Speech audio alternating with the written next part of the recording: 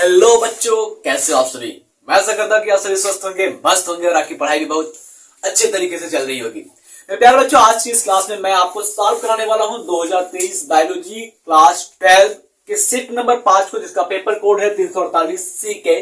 तो हमारे पास यहाँ पर रखा हुआ है आंसर, जहां से देख देख करके मैंने आपको 4 सेट को कराया है और आज मैं इसी अनसॉल्व की सहायता से आपको 5वां सेट सॉल्व कराने वाला हूं।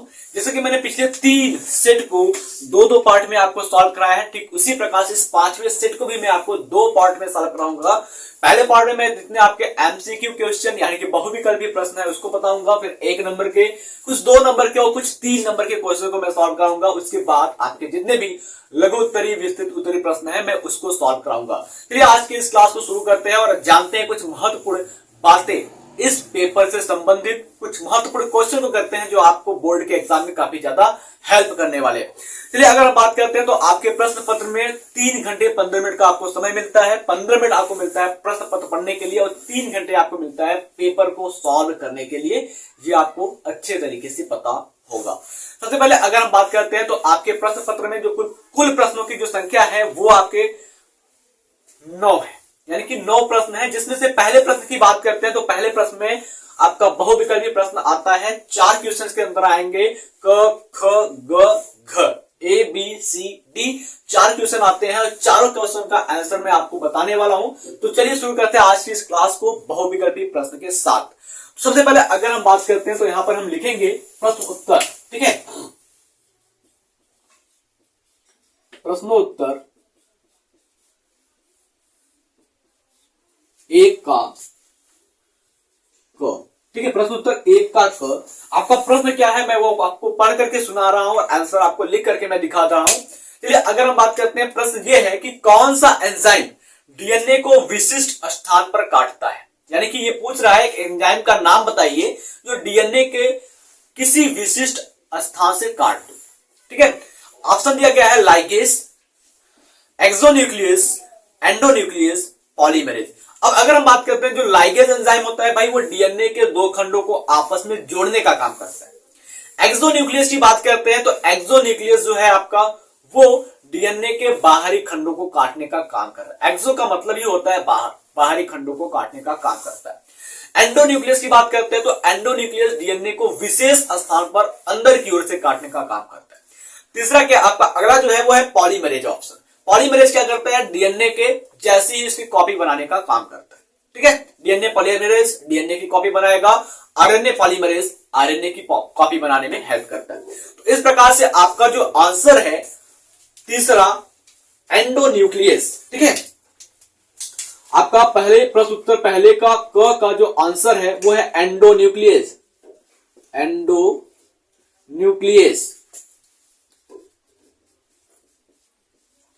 एंडोन्यूक्लियस एंजाइम डीएनए को विशिष्ट खंड से विशिष्ट स्थान पर काटने का काम करता है, ठीक है।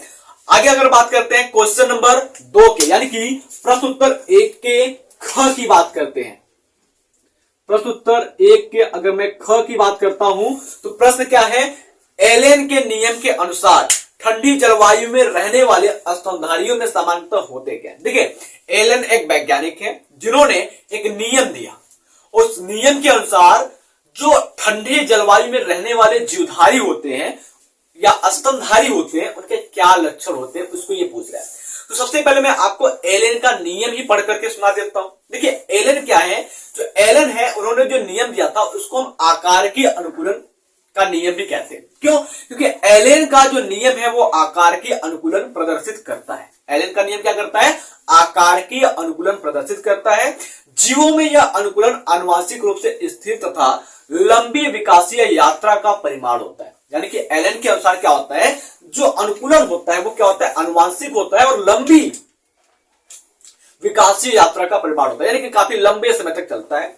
एलेन के इस नियम के अनुसार ठंडी जलवायु में रहने वाले स्तनधारियों के अंग, कान तथा उपांग गर्म जलवायु में रहने वाले स्तनधारियों या जीवों की अपेक्षा छोटे होते हैं। मैंने क्या कहा कि ठंडे जलवायु में रहने वाले जीवों के अंग, कान तथा उपांग गर्म जलवायु में रहने वाले जीवों की अपेक्षा क्या होते हैं, छोटे होते हैं। बात समझ में आई? चलिए अब हम बात करते हैं इस इस प्रश्न के उत्तर की। क्या हमने जो बताया परिभाषा, उस परिभाषा के अकॉर्डिंग क्या कोई ऑप्शन इसके अंदर है, उसकी बात करते हैं। एक बार मैं आपको फिर से प्रश्न पढ़कर सुनाता हूं कि एलन के नियम के अनुसार ठंडी जलवायु में रहने वाले स्तनधारियों में सामान्यतः होते हैं ऑप्शन नंबर 1 छोटे अंग और शरीर के उपांग, यानी कि ये कह रहा है कि अंग भी छोटे होंगे और उपांग जो होते हैं वो भी छोटे होंगे।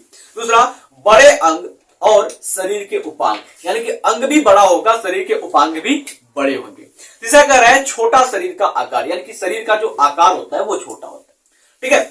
चौथा कह रहा है सभी अंग एवं उपांग समान आकार के होते हैं। तो भैया हमने जो परिभाषा आपको पढ़ करके सुनाया, वो परिभाषा ये कह रहा है कि ठंडे जलवायु में रहने वाले जीवों के अंग, कान, उपांग क्या होते हैं, छोटे होते हैं। तो पहला जो ऑप्शन है वो ये है कि एलेन के अनुसार ठंडे जलवायु में रहने वाले जीवधारियों के अंग और उपांग क्या होते हैं, छोटे होते हैं। ठीक है, अंग और उपांग क्या होते हैं, छोटे होते हैं। यह आपके ऑप्शन लिखा गया है छोटे अंग और शरीर के उपांग, छोटे अंग और शरीर के उपांग, छोटे अंग और शरीर के उपांग। अब अगर हम बात करते हैं क्वेश्चन नंबर ग की बात करते हैं, प्रश्न उत्तर ए के क्वेश्चन नंबर ग की बात करते हैं। क्वेश्चन क्या कह रहा है उसको मैं पढ़ता हूं। मेंडल के द्विसंकरण का फिनोटाइप अनुपात क्या होता है, यानी कि ये पूछ रहा है कि जो मेंडल ने द्विसंकरण कराया था उसका दृश्य रूप क्या होगा। द्विसंकरण में मेंडल ने क्या किया था, एक पौधे के दो विपरीत लक्षणों के साथ क्या कराया था उन्होंने, मतलब दो अलग अलग लक्षणों को लेकर के उन्होंने संकरण कराया था। जैसे अगर हम बात करते हैं तो मेंडल ने क्या किया था, पुष्प की आकृति और पुष्प का रंग, ठीक है, इसको लेकर के उन्होंने जब संकरण कराया था तो उनको अलग अलग प्रकार के लक्षण दिखाई दिए थे। तो ये पूछ रहा है कि द्विसंकरण के अनुपात दृश्य रूप क्या होंगे। तो ऑप्शन है 9 संबंधी 3 संबंधी 3 संबंधी 1, दूसरा है 9 संबंधी 7, तीसरा है 3 संबंधी 1, चौथा है 1 संबंधी 2 संबंधी 1। तो मेंडल के अनुसार जो द्विसंकरण कराया गया था उसमें फिनोटाइप जो अनुपात है वो है 9 संबंधी 3 संबंधी 3 संबंधी 1, जिसको हम द्विगुण संकरण के नाम से भी जानते हैं। तो आप उसको अगर करके देखेंगे तो आपको भी आंसर जो होगा वो यही आएगा, 9 संबंधी 3 संबंधी 3 संबंधी 1। ठीक है, ये अनुपात है मेंडल के द्विगुण संकरण का। उसके बाद अगर हम बात करते हैं प्रश्न उत्तर पहले के घड़ी का, तो पहले का जो घड़ी है उस प्रश्न को पढ़ते हैं। टेस्टोस्टेरोन हार्मोन्स का स्राव होता है, यानी कि टेस्टोस्टेरोन जो हार्मोन्स होता है उसको हम नर हार्मोन्स कहते हैं। इस नर हार्मोन्स का स्राव किस अंग से होता है। ऑप्शन दिया गया है सर्टोली कोशिका से, जी कभी भी नहीं होगा। सर्टोली कोशिका से स्रावित होता है इनहिबिन हार्मोन। ठीक है, इनहिबिन स्रावित होता है जो शुक्राणु जनन को कंट्रोल करता है। उसके बाद बात करते हैं अधिवृषण से, कभी नहीं होगा क्योंकि अधिवृषण में शुक्राणु बनने के बाद वहां पर जाता है। तीसरा क्या है, जनन कोशिका द्वारा, जनन कोशिका यानी कि शुक्राणु, शुक्राणु के द्वारा कभी नहीं होगा। चौथा ऑप्शन है लीडिंग कोशिका। तो लीडिंग कोशिका एक ऐसी कोशिका है जिससे नर हार्मोन टेस्टोस्टेरोन का स्राव होता है। तो आपका जो सही ऑप्शन हो जाएगा घ का, वो हो जाएगा आपका लीडिंग कोशिका, लीडिंग कोशिका से टेस्टोस्टेरोन हार्मोन्स का स्राव होता है। चलिए अब अगर हम बात करते हैं प्रश्न उत्तर दूसरे की, यहां पर मैं लिखूंगा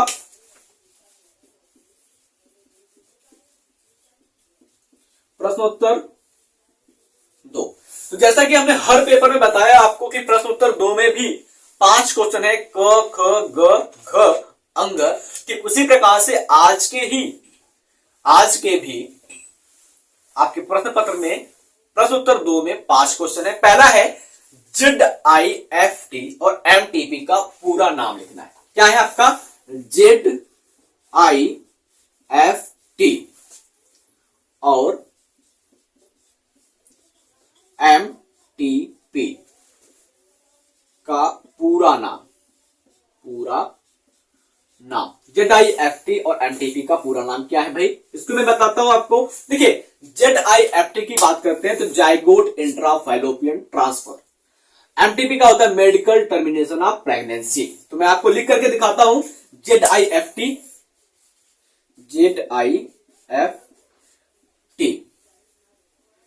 इसका पूरा नाम क्या हो जाएगा भैया, जाइगोट, क्या होता है, zygote intra fallopian transfer.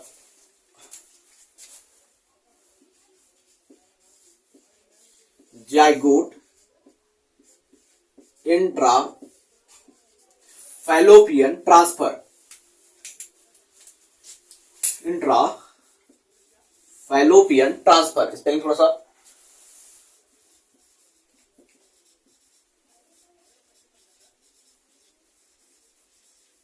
Zygote इंट्राफैलोपियन transfer, ये क्या है, ZIFT, जिसको हम जिफ्ट भी कहते हैं। उसके बाद अगर हम बात करते हैं MTP का, इसका जो फुल फॉर्म होता है भाई वो होता है medical termination of pregnancy. Medical termination of pregnancy, ठीक है, मेडिकल टर्मिनेशन ऑफ प्रेगनेंसी यानी कि चिकित्सीय गर्भ समापन करते हैं। उसके बाद अगर हम बात करते हैं प्रश्न उत्तर दूसरे के ख की, ठीक है, प्रश्न उत्तर दूसरे का ये क है। और अगर हम बात करते हैं प्रश्न उत्तर दूसरे के ख की, यहां पर मैं लिखता हूं, जगह है आप अपने पास, तो क्या हो जाएगा आपका प्रश्न उत्तर 2 का ख। प्रश्न उत्तर 2 के ख की बात करते हैं तो ये कह रहा है कि सह प्रभाविता को परिभाषित कीजिए। सह प्रभाविता, अब मैं आपको सह प्रभाविता का मतलब ही बता देता हूं तो आप उसको आसानी से लिख लेंगे। देखिए क्या कह रहा है ये, सह प्रभाविता, सह प्रभाविता। देखो पहले सह प्रभाविता को 2 शब्द में तोड़ लो। सह प्रभाविता, सह का मतलब क्या होता है, साथ, साथ, और प्रभाविता का मतलब क्या होता है, प्रभाव, प्रदर्शित करना। तो सहप्रभाविता का मतलब क्या हो जाएगा, साथ साथ प्रभाव को प्रदर्शित करना, क्या कहलाएगा आपका, सहप्रभाविता कहलाएगा। तो इसका डेफिनेशन क्या हो जाएगा, मैं आपको बता दूं कि यदि किसी जीन के दोनों युग्म विकल्पी या एलील यौवन पीढ़ी में समान रूप से साथ साथ अभिव्यक्त होते हैं तो इनको युग्म विकल्पी या सहप्रभावी युग्म विकल्पी कहते हैं तथा इस अनुवांशिकता को सहप्रभाविता कहते हैं। समझ में आया? यानी कि हमारे पास क्या है कि जीन है और जीन के अंदर क्या है, 2 युग्म विकल्पी एलील है और दोनों एलील क्या कर रहे हैं, अपने पहले पीढ़ी में एक साथ अपने लक्षण को प्रदर्शित कर रहे हैं। तो ऐसे में हम क्या कहेंगे, उनको सहप्रभावी एलील कहेंगे और इस पूरी प्रक्रिया को क्या कहेंगे, सहप्रभाविता कहेंगे। बात समझ में आई? चलिए चलते हैं क्वेश्चन नंबर ग की ओर। क्वेश्चन नंबर ग आपका क्या कह रहा है उसको मैं पढ़ता हूं। देखिए ये कह रहा है कि अनुमूल्यन परागणीय पुष्पों में परागण का प्रकार स्पष्ट कीजिए। यानी कि ये एक पुष्प का नाम बता, मतलब एक पुष्प बता रहा है कि उस पुष्प में परागण कैसा होता है। प्रश्न क्या है आपको बताता हूं मैं। प्रश्न उत्तर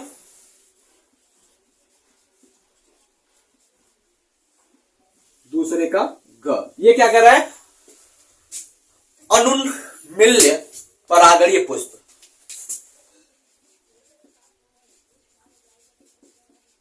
मिल्य परागणीय पुष्प में परागण।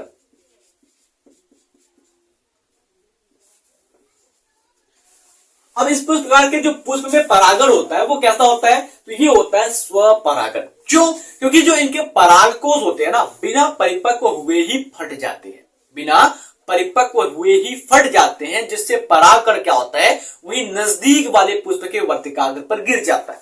तो इस प्रकार से हम कहेंगे कि इन प्रकार के पुष्पों में जो परागण की क्रिया होती है वो कैसी होती है, स्वपरागण होती है। स्वपरागण, स्वपरागण प्रकार का स्वपरागण प्रकार का परागण इसमें होता है, यानी कि सेल्फ पॉलिनेशन टाइप का पॉलिनेशन संपन्न होता है। तो मैं आशा करता हूं कि ये प्रश्न उत्तर 1 और प्रश्न उत्तर 2 के प्रश्न नंबर क ख ग आपको अच्छे से समझ में आ गए होंगे। फिर चलते हैं अगले प्रश्न की ओर, यानी कि प्रश्न उत्तर 2 के घ की बात करते हैं। तो घ में क्या कह रहा है, मानव में ट्राइसोमी यानी कि त्रिसूत्रता तथा मोनोसोमी एकल सूत्रता की स्थितियों में गुणसूत्रों की संख्या बताइए। अब अगर बात करते हैं तो ये बहुत ही सरल प्रश्न पूछा गया है, बहुत ही आसान है, इसका जवाब भी बहुत आसान हो जाएगा। आपको मैं बताता हूं, ट्राइसोमिक कॉन्सेप्ट सुनिए, ट्राइसोमिक नाम आता है तो यहां पर गुणसूत्र की संख्या 1 बढ़ जाती है, और अगर मोनोसोमिक आता है तो यहां पर गुणसूत्र की संख्या 1 घट जाती है। एक बढ़ जाएगा, एक घट जाएगा, यानी कि एक में बढ़ जाता है, दूसरे में घट जाता है। तो ट्राइसोमिक का मतलब क्या हो जाएगा, गुणसूत्र 46 की जगह पर 47 हो जाएगा, और मोनोसोमिक का मतलब क्या होता है, 46 की जगह पर 45 हो जाएगा। समझ में आया, एक में गुणसूत्र की कमी होती है, एक में गुणसूत्र की वृद्धि होती है।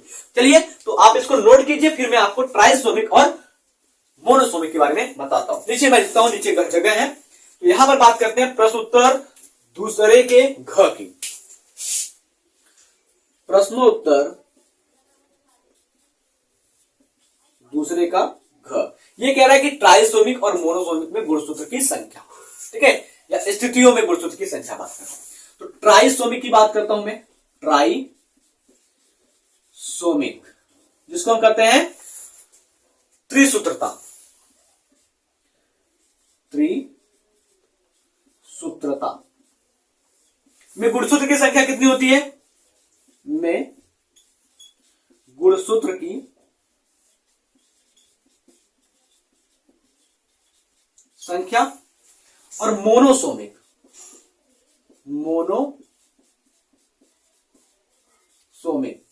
जिसको हम कहते हैं एकल सूत्रता में गुणसूत्र की संख्या। तो अगर बेटा हम बात करते हैं ट्राइसोमिक में, तो ट्राइसोमिक में क्या होता है, 2n + 1, 2n + 1, जिसका मतलब क्या होता है भैया, इसका मतलब होता है 47 गुणसूत्र, 47 क्रोमोसोम। और अगर वहीं पर बात करते हैं मोनोसोमिक में, तो क्या हो जाता है, इसका मतलब 2n - 1, इसका मतलब क्या हो जाता है, 45 गुणसूत्र। बात समझ में आई, अच्छी बातें हैं, ठीक है, थोड़ा सा आप देख लेंगे तो अच्छे से समझ में आ जाएगा। उसके बाद बात करते हैं क्वेश्चन नंबर अंग की। ये अंग प्रश्न जो है वो आपके पिछले 4 सेटों में आया हुआ है, चारों सेट में मैंने आपको सॉल्व कराया है, तो आपको अंदाजा हो जाना चाहिए कि क्या इसका आंसर होगा। प्रश्न है, जैव विविधता क्षति के कोई 2 कारण बताइए। अगर बात कर रहे हैं कि जो जैव विविधता है वो आपका कैसे क्षति होता है, तो अगर हम बात करते हैं तो पहला हो जाएगा अतिदोहन, दूसरा हो जाएगा आवासीय क्षति या विखंडन। आवासीय क्षति या विखंडन यानी कि जो लोग रह रहे हैं वही अपने जैव विविधता को हानि पहुंचा रहे हैं, या दूसरा हम कह सकते हैं, एक और कह सकते हैं अतिदोहन के अलावा, कि विदेशी जातियों का आक्रमण, यानी कि बाहर के लोग आकर के आक्रमण कर दे रहे हैं, तब पर भी हमारी जैव विविधता जो होती है वो क्षतिग्रस्त हो जाती है। तो आई होप ये क्वेश्चन नंबर पहला और दूसरा आपको अच्छे से समझ में आ गया होगा। फिर चलते हैं हम प्रश्न की ओर आगे बढ़ते हैं और तीसरे प्रश्न को सॉल्व करते हैं। तीसरे प्रश्न में भी आपका 5 प्रश्न दिया गया है, और आपके लिए अच्छी बात यह है कि इसमें से एक प्रश्न आपके सिलेबस में नहीं है, जिसकी हम बात करते हैं तो मरुस्थलीय पौधों में शुष्क तानुकलन, यानी कि ये पूछ रहा है कि मरुद्भुत या मरुस्थलीय पौधे जो होते हैं, रेगिस्तान के जो पौधे होते हैं उसमें क्या अनुकूलन होता है, तो ये आपके सिलेबस में नहीं है। तो चलिए आगे हम बात करते हैं जो आपके सिलेबस में 4 क्वेश्चन उसकी बात करते हैं, यानी कि प्रश्न उत्तर तीसरे के क ख ग और घ की बात करते हैं। तो इसमें क्या है, तो ये कह रहा है कि स्वास्थ्य शब्द को परिभाषित कीजिए, यानी कि स्वास्थ्य क्या होता है, अच्छे स्वास्थ्य को बनाए रखने के लिए कोई 2 महत्वपूर्ण कारक लिखिए। तो सबसे पहले आप इसको नोट करेंगे और इसके बाद में आपको अगले प्रश्न की ओर ले चलूंगा। जिंदगी की सफर में हम कहां से कहां आ गए हैं।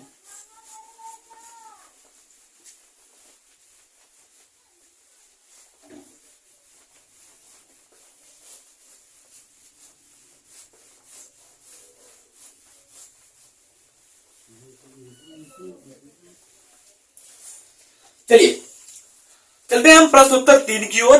पहला प्रश्न मैंने आपको पढ़कर सुनाया और वापस मैं आपको पढ़कर सुनाऊंगा। ये कह रहा है कि स्वास्थ्य क्या होता है, अच्छे स्वास्थ्य को बनाए रखने के लिए कोई 2 महत्वपूर्ण कारक का नाम बताना है। ठीक है, तो प्रश्न उत्तर 3 रेडी हैं आप लोग? प्रश्न उत्तर 3 का क। प्रश्न उत्तर 3 के क की बात करता हूं मैं। ये कह रहा है कि स्वास्थ्य क्या होता है, यानी कि हेल्थ क्या होता है। भाई बहुत ही बेहतरीन क्वेश्चन है, बहुत ही बढ़िया क्वेश्चन है। स्वास्थ्य क्या होता है? अब अगर हम स्वास्थ्य की बात करते हैं तो आपके माइंड में या और लोगों के दिमाग में सीधे एक ही जवाब आता है कि अगर हम बीमार नहीं हैं तो हम क्या है? स्वस्थ हैं। क्या है? स्वस्थ हैं, हेल्दी है। लेकिन ऐसा नहीं है मेरे दोस्त। स्वास्थ्य का मतलब ये होता है कि बीमार से ग्रसित होना या उनसे ग्रसित नहीं होना स्वास्थ्य नहीं होता है। स्वास्थ्य तो वो होता है कि हमारे आसपास अगल बगल के लोग कैसे हैं, हमारा समाज कैसा है, हमारे लोगों की मेंटलिटी कैसी है, ये स्वास्थ्य कहलाता है। ये स्वास्थ्य को परिभाषित करता है। चलिए हम बताते हैं आपको स्वास्थ्य का परिभाषा आप अपने एग्जाम में कैसे लिखेंगे मेरे दोस्त। चलिए अगर हम बात करते हैं बीमारी की अनुपस्थिति, ठीक है, बीमारी की अनुपस्थिति ही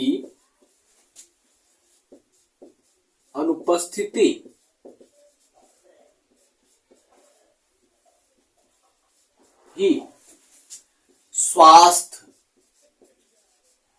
बीमारी की अनुपस्थिति ही स्वास्थ्य नहीं कहलाता।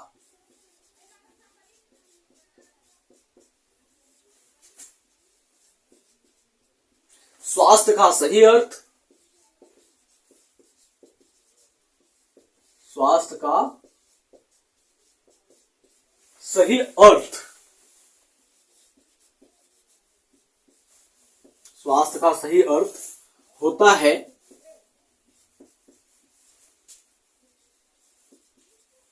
किसी व्यक्ति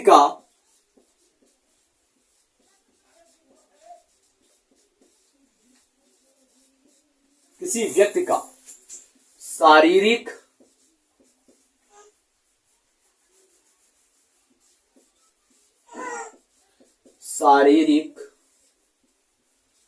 मानसिक,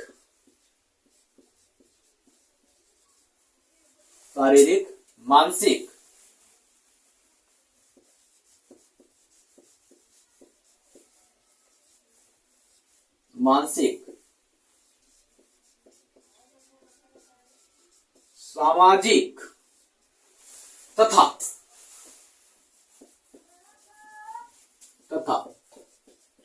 लैंगिक रूप से स्वस्थ होना, लैंगिक रूप से स्वस्थ होना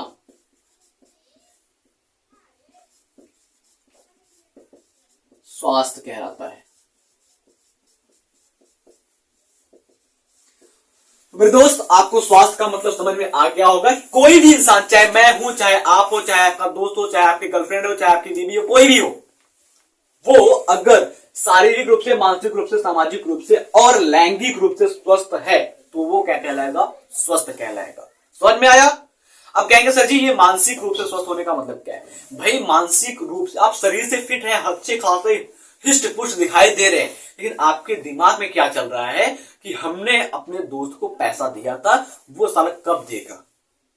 ठीक है, वो साला कब देगा? उसे मांग भी नहीं सकते साला, वो अपना दोस्त है।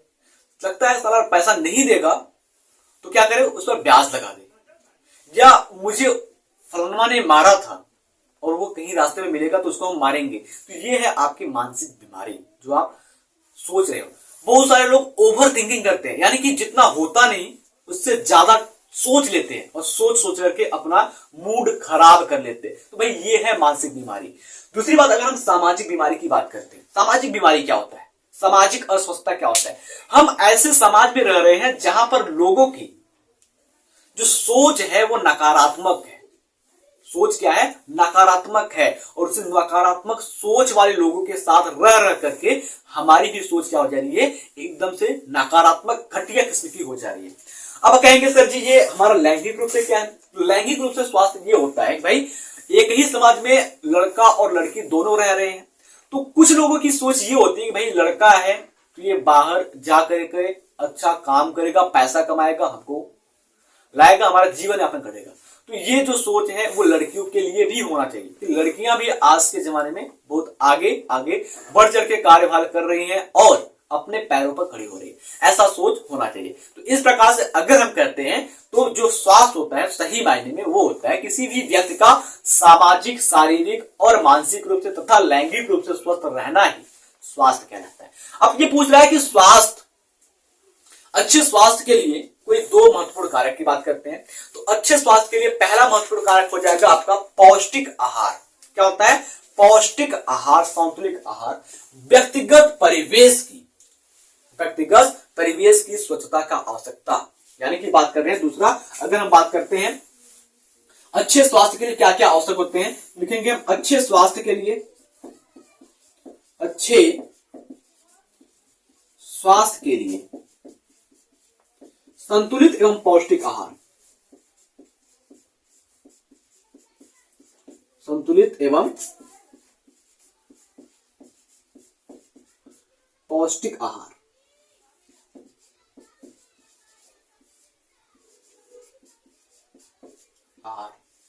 संतुलित एवं पौष्टिक आहार तथा दूसरा क्या हो जाता है आपका व्यक्तिगत तथा परिवेश की स्वच्छता का आवश्यकता, तथा व्यक्तिगत एवं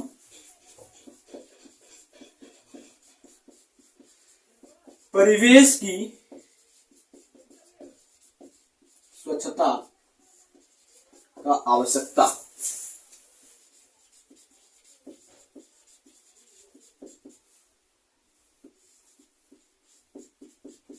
होती है। अब कहेंगे संतुलित एवं पौष्टिक आहार का मतलब क्या होता है? भाई संतुलित का मतलब क्या होता है? भाई एक नियत, एक उचित भोजन।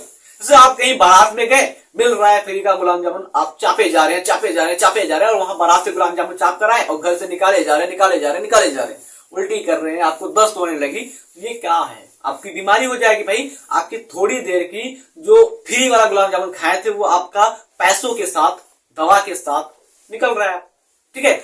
और पौष्टिक आहार का मतलब क्या होता है? आप जो पौष्टिक आहार में होता है वो आपके घर की जो हरी सब्जियां होती है वो होती है, न कि आपके दुकान का चाट, chow mein, pizza, burger, macaroni, Manchurian वगैरह वगैरह आते हैं, ये सभी नहीं होती, ठीक है। तो अगर बात करते हैं आपको स्वास्थ्य अच्छा रखना है तो आपको अच्छा खाना खाना पड़ेगा, अपने लोगों को, अपने आसपास के लोगों को अच्छा रखना पड़ेगा, उनकी सोच को बदलने की कोशिश करना पड़ेगा, ठीक है। ये सभी कहलाते हैं अच्छे स्वास्थ्य के कारक। उसके बाद अगर हम बात करते हैं प्रश्न उत्तर तीसरे के ख की, तीसरे के ख में क्या जाता है आपका? ये कह रहा है कि गॉस के स्पर्धी अपवर्जन नियम या सिद्धांत का संक्षेप में वर्णन कीजिए। देखो गॉस की बात करते हैं तो गॉस प्रमेय की बात नहीं कर रहे भाई।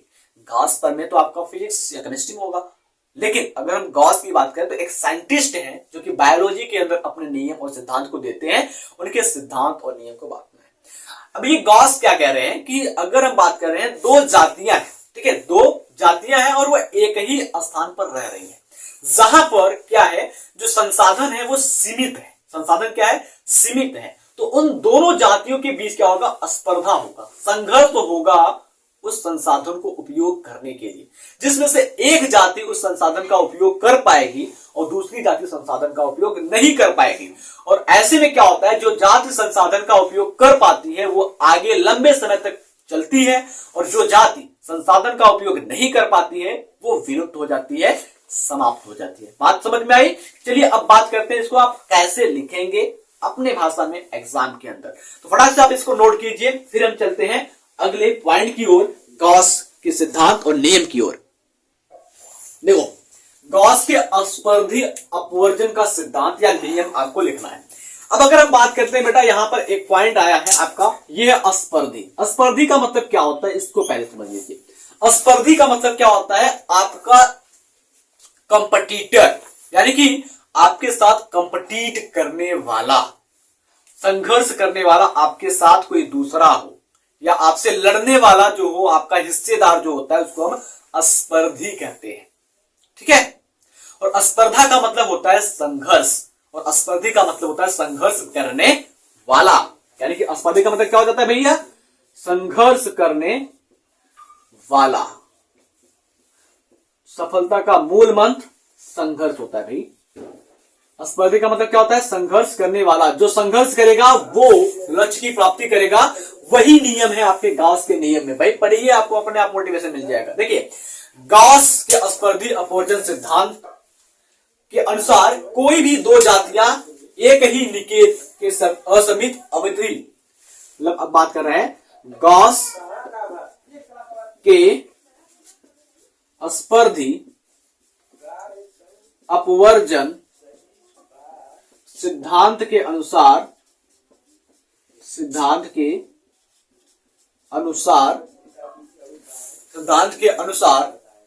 दो जातियां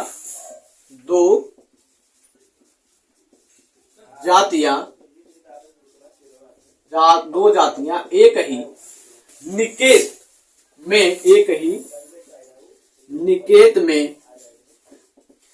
असीमित अवधि के लिए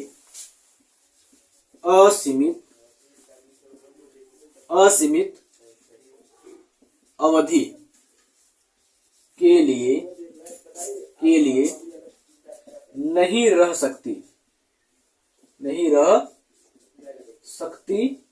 है। यानी कि असीमित अवधि का मतलब क्या होता है भाई? जिसकी कोई सीमा ना हो। यानी कि कोई भी जंतु ऐसा नहीं है कि वो असीमित अवधि के लिए जितना चाहे उतना समय के लिए रह ले। ऐसा नहीं होता है। जो आया है उसको जाना ही पड़ेगा। क्योंकि इसका कारण क्या है?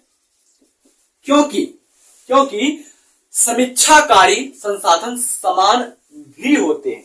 क्योंकि समीक्षाकारी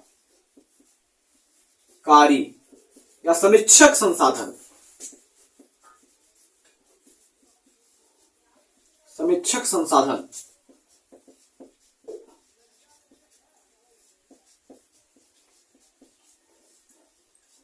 समान ही होते हैं। जैसे अगर हम एक छोटा सा एग्जांपल आपको और बताएं तो अभी क्या है, यूपी पुलिस की भर्ती आई है जिसमें सीट कितना है? 62,000। फॉर्म कितना पड़ा है? 50 लाख के लगभग। तो क्या 50 लाख लोगों को नौकरी मिलेगी? नहीं ना मिलेगी। 62,000 लोगों को मिलेगी। तो 62,000 को 50 लाख में से माइनस कर दीजिए। जितने बचते हैं वो क्या हो जाएंगे? गायब हो जाएंगे। क्योंकि उस नौकरी से वो क्या हो जाएंगे? नौकरी नहीं पाएंगे, वो गायब हो जाएंगे। यानी कि विलुप्त हो जाएंगे उस सीट की वैकेंसी से। तो जो 62,000 लोग बचे हुए हैं उनको तो नौकरी मिल जाएगी और बाकी के क्या होंगे? गायब हो जाएंगे। सीट क्या है? 62,000 है। यानी कि यह क्या है? जो समीक्षाकारी संसाधन क्या है? यूपी पुलिस के एग्जाम्पल लेकर समझा रहा हूं मैं। समीक्षाकारी संसाधन क्या है? 62,000 है। ठीक है, समीक्षाकारी संसाधन 62,000 है।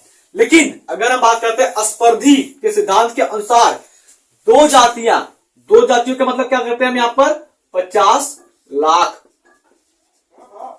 लाख ये लोग हैं। तो क्या 50 लाख लोग हैं और उनको 62,000 नौकरी दे दिया जाएगा 50 लाखों को? क्योंकि भाई 50 लाख लोग को नौकरी देने का मतलब 50 लाख वैकेंसी आना चाहिए। 50 लाख वैकेंसी है नहीं तो 62,000 है तो 62,000 लोगों को मिलेगा। बाकी क्या हो जाएंगे?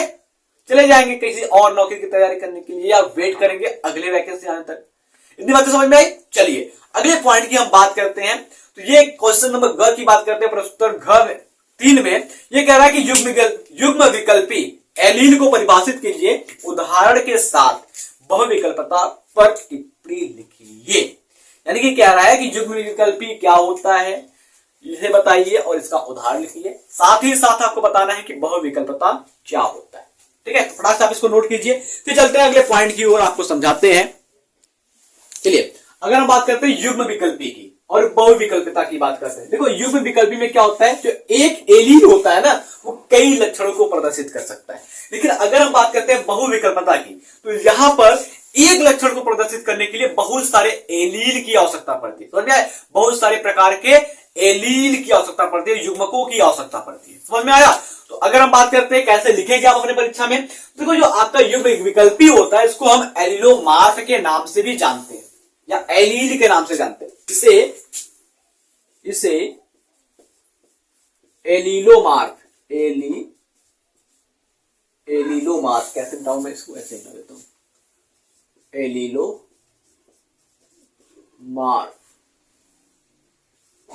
ये नाम से भी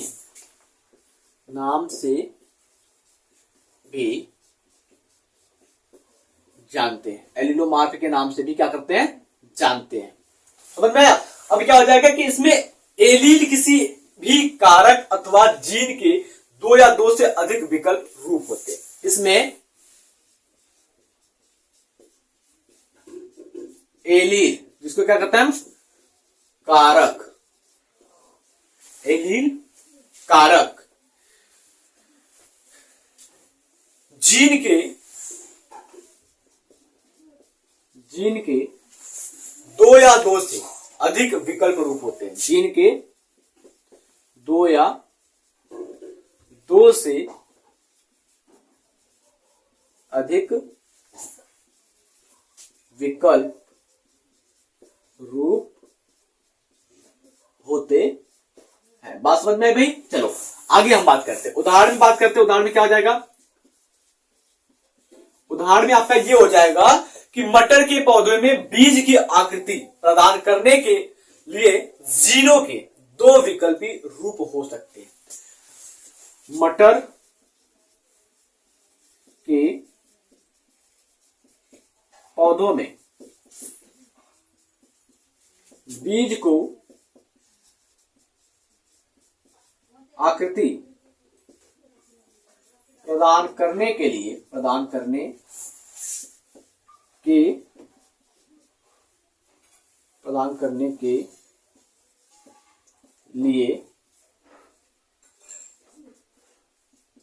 जीनों के दो एलील हो सकते हैं। यानी कि एक प्रभावी हो जाएगा, दूसरा अप्रभावी हो जाएगा। और बीज की आकृति की बात करते हैं तो गोल और चपटा और संकीर्णित, दो चीज होते हैं, चपटा और संकीर्णित। तो चपटा के लिए क्या हो जाएगा भैया आपका प्रभावी, संकीर्णित के लिए क्या हो जाएगा अप्रभावी। दो प्रकार के एलील कारक हुए कि नहीं हुए, बोलो हुए ना? ठीक है, इस प्रकार से समझ सकते हैं। अब अगर हम बात करते हैं बहुविकल्पता में, तो जब किसी एक लक्षण के लिए दो या दो से अधिक एलील जिम्मेदार होते हैं तो क्या करते हैं, बहुविकल्पी एलील। और इस प्रक्रिया को क्या करते हैं, बहुविकल्पता करते हैं। जब एक लक्षण को प्रदर्शित करने के लिए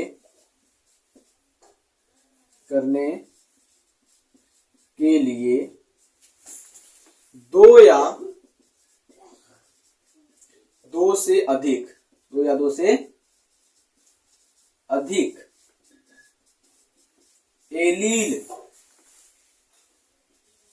एलील जिम्मेदार होते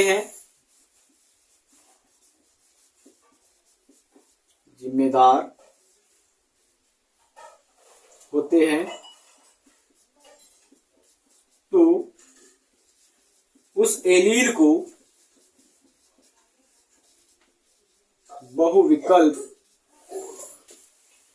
बहुविकल्पीय एलील कहते हैं तथा इस प्रक्रिया को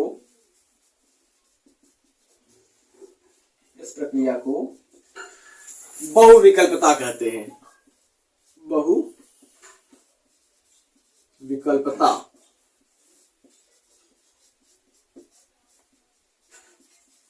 बात समझ में आई भैया? तो मैं आशा करता हूं आपको अच्छे से बात ये समझ में आ गई होगी। चलिए चलते हैं अगले प्रश्न की ओर। अगला प्रश्न क्या कर रहा है मैं आपको उसको पढ़ करके सुनाता हूं। उससे पहले आप इस प्रश्न को नोट कीजिए ताकि आपको हेल्प मिल सके आप कैसे एग्जाम में लिखेंगे। चलिए प्रश्न उत्तर 3 के घ की बात कर रहे हैं। तो घ प्रश्न आपको क्या कह रहा है कि मानव में लिंग संलग्न अप्रभावी लक्षण की वंशागति क्या होती है। तो अप्रभावी लक्षण क्या होता है उसको मैं आपको बताने वाला हूं। आप ध्यान से सुनिएगा और ध्यान से देखिएगा मैं क्या लिख रहा हूं, कैसे लिख रहा हूं, आपको अच्छे से समझ में आ जाएगा। पहली बात आप जान लीजिए कि लिंग संलग्न होता क्या है। ठीक है, लिंग संलग्न होता क्या है? तो ऐसे लक्षण जिनके जीन लिंग गुणसूत्र पर पाए जाते हैं तथा उनके साथ ही एक पीढ़ी से दूसरी पीढ़ी में वंशानुगत स्थानांतरित होते रहते हैं, उसको लिंग संलग्न लक्षण कहते हैं। और इनकी वंशागति को क्या करते हैं? लिंग संलग्न वंशागति के नाम से जानते हैं। अब अगर हम बात करते हैं, कुछ रोग होते हैं जो लिंग संलग्न रोग होते हैं, जैसे वर्णांधता हो गया, हीमोफीलिया हो गया। अब अगर हम बात करते हैं अप्रभावी क्या होता है, अगर हम बात करते हैं कोई भी महिला का यक्ष गुणसूत्र पर लिंग संलग्न रोग उपस्थित है तो वो महिला क्या होती है? अप्रभावी होती है, और इसे ही अप्रभावी लक्षण के रूप से जाना जाता है। बात समझ में आया? तो क्या लिखेंगे? ऐसे लक्षण, ऐसे लक्षण जिसका जीन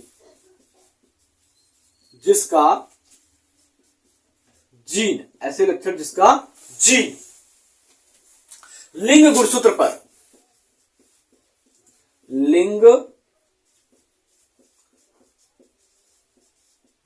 पर पाया जाता है तथा उसके साथ ही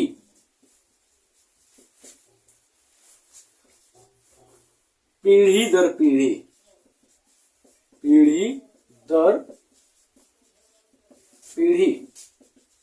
स्थानांतरित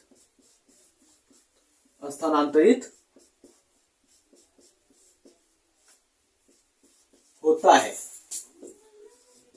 उसे लिंग संलग्न लक्षण कहते हैं। उसे लिंग संलग्न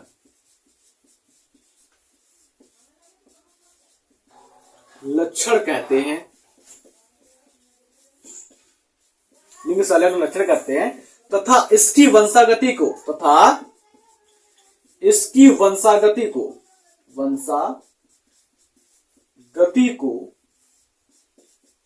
लिंग संलग्न वंशागति कहते हैं। लिंग संलग्न वंशागति कहते हैं। वंशागति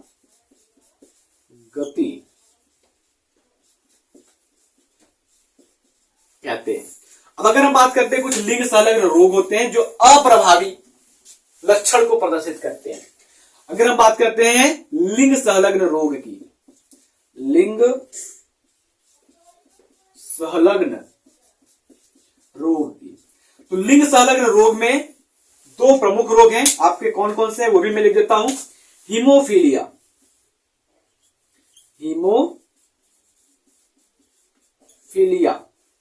दूसरा क्या है? वर्णांधता। ये दो लिंग संलग्न रोग हैं, और इन दोनों लिंग संलग्न रोगों की महिलाएं जो होती हैं, अगर ये दोनों रोग क्या है? महिलाओं में हुआ है, किसी भी महिला में हुआ है,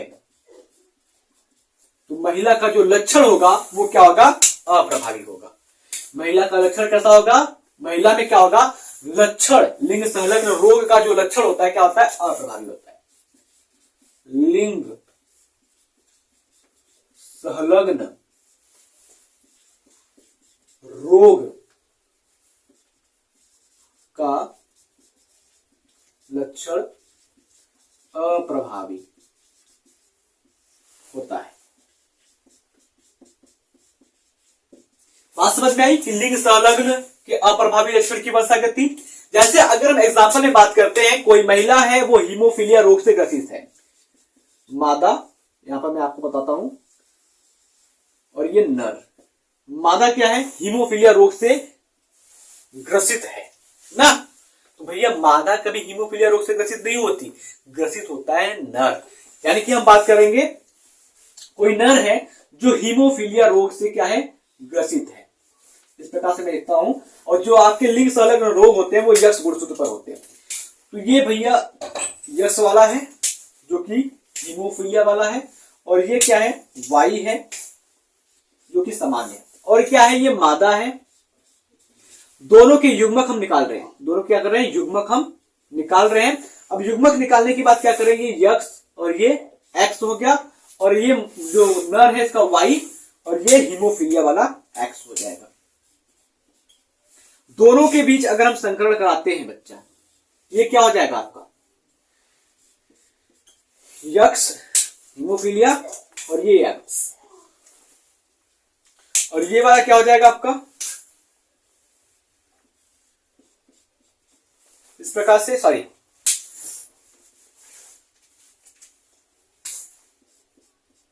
इस प्रकार से हो जाएगा। अब यहां पर देखेंगे ये महिला का गुणसूत्र है, और महिला जो होती है वो रोगी नहीं होती बल्कि रोग का वाहक होती है। यानी कि अगली पीढ़ी में जब हम ले जाएंगे, अगली पीढ़ी का जब संकरण कराएंगे इस वाहक महिला के साथ, इस यक्ष के साथ, तो महिला क्या हो जाएगी, हीमोफीलिया की वाहक हो जाएगी, जबकि पुरुष क्या हो जाएगा, हीमोफीलिया का रोगी हो जाएगा। समझ में आया, ये होती है लिंग संलग्न के अप्रभावी लक्षण की वंशागति। बात समझ में आई। तो इसी प्रकार से आपका प्रश्न उत्तर 3 समाप्त होता है। चलते हैं प्रश्न उत्तर 4 की ओर। प्रश्न उत्तर 4 क्या कह रहा है आपका, उसको मैं आपको पढ़ करके सुनाता हूं। प्रश्न उत्तर 4 की बात करते हैं तो पहला प्रश्न है कि संकरण क्या होता है, कृत्रिम संकरण की प्रक्रिया एवं महत्व को संक्षेप में वर्णन कीजिए। संकरण की बात करते हैं तो संकरण क्या होता है भाई, दो चीजों को आपस में मिला देना ही संकरण कहलाता है। कृत्रिम संकरण की बात करते हैं तो अपने इच्छा अनुसार परागकण को लाना और अपने इच्छा अनुसार के पौधे के वर्तिकाग्र पर रख करके संकरण कहलाना कृत्रिम संकरण कहलाता है। और इससे क्या महत्व है, तो हमको उन्नत किस्म के बीज की जातियां प्राप्त होगी, उन्नत किस्म के फसल प्राप्त होंगे। समझ में आया। उसके बाद अगर बात करते हैं प्रश्न उत्तर ख की, तो प्रश्न उत्तर ख कह रहा है कि अंतरण आरएनए पर टिप्पणी लिखिए। यानी कि ये कह रहा है कि ट्रांसफर आरएनए जिसको टीआरएनए कहते हैं उस पर क्या कमेंट क्या होता है उसके बारे में आपको बताना है। उसके बाद लिख रहा है कि फाइलेरिया क्या होता है। तो भैया फाइलेरिया एक रोग है जो कि फाइलेरियल कृमि के द्वारा होता है। उसके बाद बात करते हैं बहुभ्रूणता क्या होता है। तो बहुभ्रूणता क्या है भैया, एक ही बीजाणु में एक से ज्यादा भ्रूण का उपस्थित होना बहुभ्रूणता कहलाता है। यह अनावृत बीजी पादप यानी कि जिम्नोस्पर्म प्लांट में एक सामान्य घटना है, जबकि आवृत्त बीजी पादप में ये रेयर ही पाया जाता है। उसके बाद क्या है कि प्रतिरक्षण यानी कि प्रतिरक्षा के सिद्धांत पर संक्षेप वर्णन कीजिए। निष्क्रिय प्रतिरक्षा पर टिप्पणी लिखिए। भैया प्रतिरक्षा क्या होता है, रोगों से लड़ने की क्षमता ही प्रतिरक्षा कहलाती है, ठीक है। और निष्क्रिय प्रतिरक्षा क्या होता है भैया, जो जन्म के बाद टीके के द्वारा लगाया जाता है, उत्पन्न कराया जाता है, उसको कहते हैं निष्क्रिय प्रतिरक्षा। आई होप ये चौथा प्रश्न का भी आपको अच्छे से समझ में आ गया होगा। बारी है अब इसको लिख करके समझाने की। बात करते हैं कैसे हम इसको लिखेंगे। चलिए अगर हम बात करते हैं संकरण का मतलब क्या होता है भाई, दो चीजों को आपस में मिला देना, ठीक है।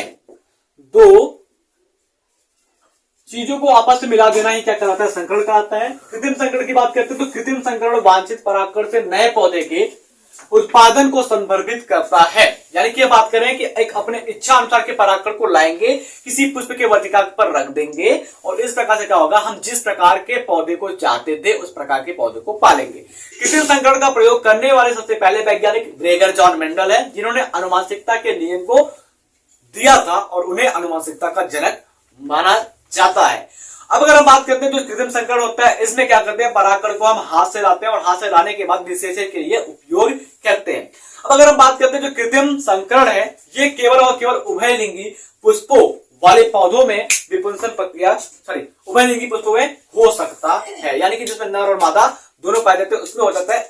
या फिर हम कह सकते हैं कि जो कृत्रिम संकरण करते हैं उसमें क्या होता है, उभयलिंगी पुष्पों में विपुंसन की आवश्यकता नहीं पड़ती है।